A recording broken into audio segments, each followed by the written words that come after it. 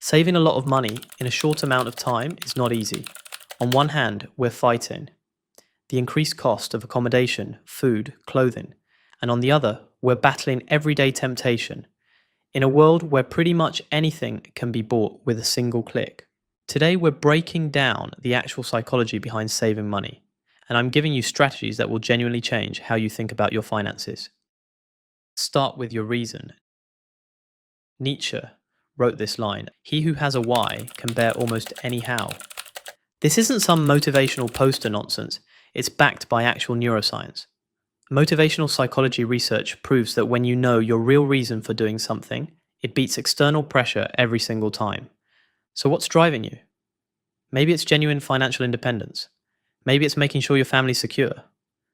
Could be retiring early, launching that business you've been thinking about, or finally seeing the world. Here's what you need to do: write that reason down, put it somewhere you'll actually see it every day. Because research shows us something critical.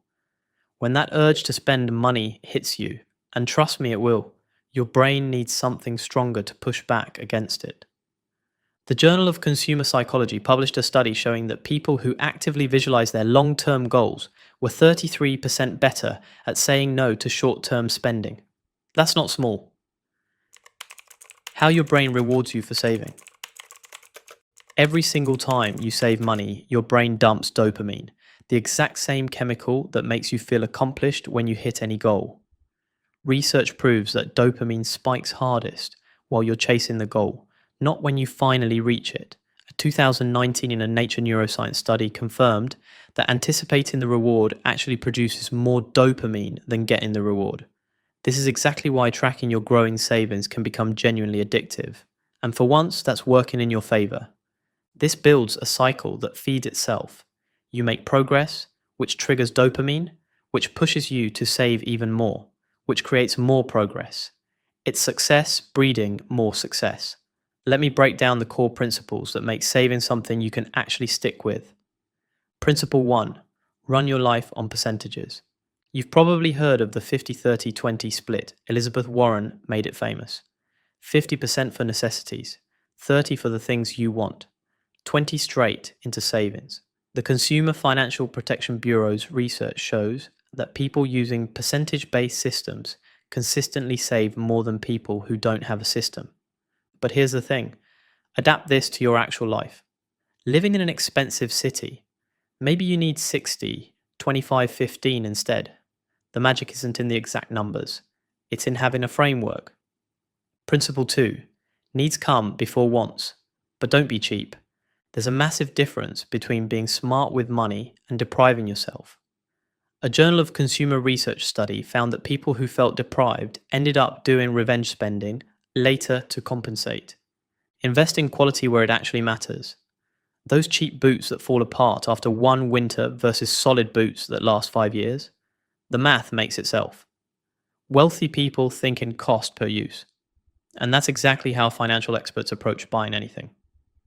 Principle 3. Cook your own food. The Bureau of Labor Statistics says the average American drops over $3,500 yearly on eating out. Cut that in half, and you're saving $1,750 every year. Invest that at a 7% return, and you're looking at more than $10,000 after 5 years. Meal prep isn't just about the money either. Research proves it improves what you eat and eliminates decision fatigue. Strategies that simplify everything. The best approach to saving is the one that doesn't require you to constantly think about it. Strategy 1. Pay yourself before anything else. This might be the single most important change you can make. When saving becomes your first action instead of your last, everything shifts. Set up automatic transfers right after your paycheck lands. Behavioral economics research shows that automation completely removes willpower from the equation. Richard Thaler's study found that automatic retirement plan enrollment jumped. Participation from 49% to 86%. Automate it. Make it invisible. Make it happen first. Strategy 2. Make decisions ahead of time. Want to know what separates wealthy people from everyone else? They don't make fewer money decisions, they make them earlier. Same thing with groceries. Studies prove that shopping with a list cuts your spending by an average of 14% every trip. Strategy 3. Know your exact target. Have a specific number and know precisely what it's for. This is basic goal setting psychology. Research consistently proves that specific goals crush vague ones every time. Save $5,000 for emergencies by December will always outperform save more money. Don't have a specific purpose? Then invest it. Money sitting around without a job tends to disappear. Financial tracking apps show that people with vague savings goals blow through that money within 6 months at double the rate of people with clear targets. Strategy 4. Chunk it down. Massive goals feel impossible. Small actions feel doable. When you break your savings target into daily or weekly moves, you're using what psychologists call the progress principle. Want to save $3,000 this year? That breaks down to $250 monthly or about $58 weekly. Now convert that into actual behaviors. Make dinner instead of ordering. Save $15 to $20 each time. Kill subscriptions you don't use. Save $10 to $50 monthly. Take public transit once weekly. Save $20 to $30 per week. Bring lunch 3 days a week. Save $30 to $45 weekly. See how it stops being this huge, intimidating thing and becomes just a series of simple, everyday choices. The sale scam.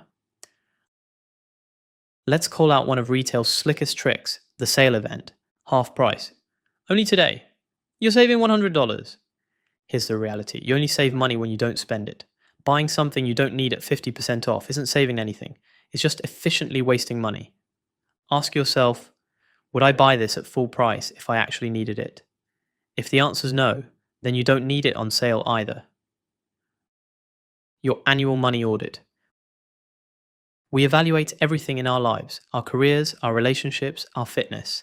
We analyze what worked, what bombed, and how to do better. But are you doing this with your money? This is completely different from a monthly budget. Your monthly budget is like rowing a boat. You're moving forward one stroke at a time. The yearly review is when you stop rowing and look up at the horizon, making sure you're not just moving forward, but moving toward the right destination. Here's how it works. Step 1. Pull everything together. Once every year, collect all your accounts, check-in, savings, credit cards, all of it into one master tracker. You need visibility into every single transaction from the past 12 months. Step 2. Sort your spending. Break everything into categories. Housing, transportation, food, entertainment, subscriptions, insurance, the whole picture. Most banking apps do this automatically, but double check it yourself. Financial research shows that people who categorize their spending are 40% more conscious of where their money actually flows. Step 3. Audit line by line. This is where the real work happens. For every category, ask yourself 3 questions. Can I eliminate this completely? Can I reduce how much I'm spending on it? Can I get the exact same thing cheaper elsewhere? I'm not going to lie to you, this isn't fun, it's boring work.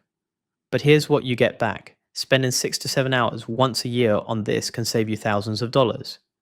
Financial behavior studies show that people who do annual reviews cut unnecessary spending by 15 to 20%. On a $50,000 income, that's $7,500 to $10,000 saved. You're not doing this every month, not even quarterly, just once. One focused session each year. The return is massive. Saving money is psychological. And now you've got the playbook. You've learned how to use dopamine for motivation, how to reframe sacrifice as strategy, how to gamify your progress, how to lock in principles that actually hold, how to automate your way to success, and how to run the annual review that keeps you on track. The research doesn't lie. Small, consistent moves compound into life-changing outcomes.